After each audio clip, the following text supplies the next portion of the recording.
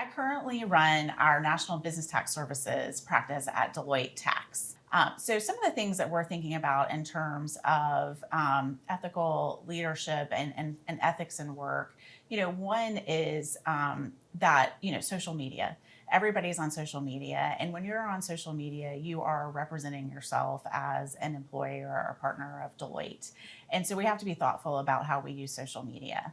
Gen AI is another thing that we are spending a lot of time on, thinking about the ethical use of data. So, those are a handful of things that we're thinking about at Deloitte.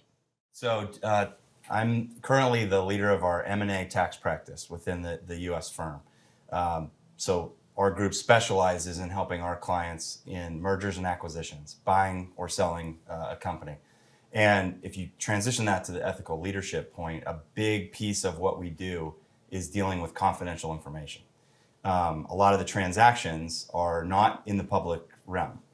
So from an ethics perspective, that opens up a whole host of interesting problems, whether it's the access to information that could lead to insider trading, things like that. So it's always been the keystone of our practice that we absolutely have to protect confidentiality of the information of in the acquisition, the information of our client.